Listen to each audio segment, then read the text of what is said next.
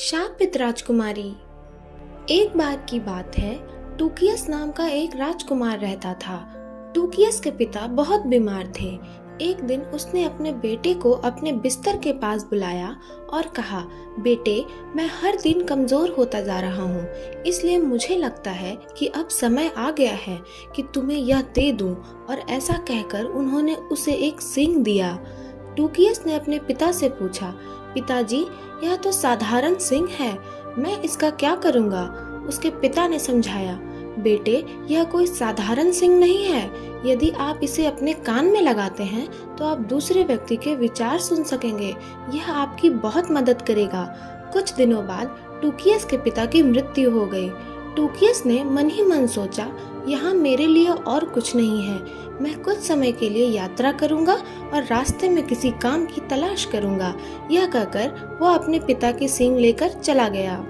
कई दिनों की यात्रा के बाद वह आखिरकार एक महल में पहुंचा। वहां उसकी मुलाकात महल के मालिक से हुई, जो लंबे बालों वाला एक विशालकाय व्यक्ति था। उसने विशालकाय व्यक्ति से उसे कुछ काम देने की गुहार लगाई। दानव ने कहा, यदि आप अच्छा पका सकते हैं तो आप मेरा भोजन बना सकते हैं। उसने विशालकाय व्यक्ति को बहुत स्वादिष्ट डिनर बनाकर प्रभावित किया और इसलिए उसे काम पर रख लिया गया। एक दिन जब टूकियस महल के चारों ओर घूम रहा था, उसने तहखाने में अपना रास्ता खोज लिया। जैसे ही वह करीब आया, उसने किसी के रोने की आवाज सुनी। उसने तहखाने की तलाशी ली और उसे एक खंभे से बंधी एक सुंदर लड़की मिली। तुम कौन हो? तुम इस तरह क्यों बंधी हुई हो? टूकियस ने लड़की से पूछा। उसने उत्तर दिया, मेरा नाम चक्कली है और मैं इस खूबसूरत राज्य की राजकुमारी हूँ। दानव ने मेरे पिता राजा को मार डाला और फिर मुझे बंदी बना लिया। कृपया मेरी मदद करें। उसे राजकुमारी के लिए खेद हुआ, लेकिन उसने स्वीकार किया, मैं क्या कर सकता हूँ? मैं सिर्फ एक साधारण आदमी हूँ और वह एक विशालकाय व्यक्ति है। मैं उस पर कैसे हावी हो सकता हूँ? टूकियस बहुत दुखी था, क्योंकि उसे राजकुमारी की मदद करने का कोई रास्ता नहीं मिल रहा था। एक दिन उसने फैसला किया, मेरे पास खाने के लिए कुछ नहीं है। मुझे पिता के सींग का उपयोग करना चाहिए और देखता हूँ कि मैं दानव के विचारों को सुन सकता हूँ या नहीं। जैसे ही उसने अपने कानों में सींग उठाया, उसने विशालकाय व्यक्ति को यह सोचते हुए सुना, मुझे लगता है कि रसोइये को राजकुमारी के बारे में पता चल गया है। कल मैं उसे नाश्ते में खाऊंगा।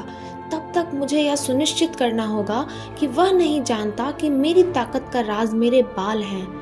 टूकियस को यह जानकर प्रसन्नता हुई कि विशालकाय व्यक्ति अपने लंबे बालों के बिना उसका कुछ नहीं बिगाड़ पाएगा।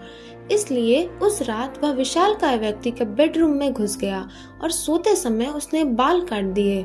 अगली सुबह जब विशालकाय व्यक्ति जागा तो उसे बहुत कमजोरी महसूस हुई और जल्द ही उसे ऐसा एहसास हुआ कि उसकी शक्ति छिन गई है।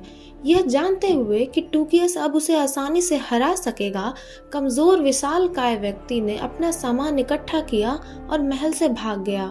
जैसे ही टूकियस को पता चला कि दानव भाग गया है, वह भागकर तहखाने में गया और राजकुमारी को मुक्त कर दिया। अंत में विशालकाय व्यक्ति का अभिशाप हटा दिया गया और वो जगह एक शानदार महल में बदल गई। जल्द ही टूकियस ने राजकुमारी से विवाह किया और उस राज्य का राजा बन गया।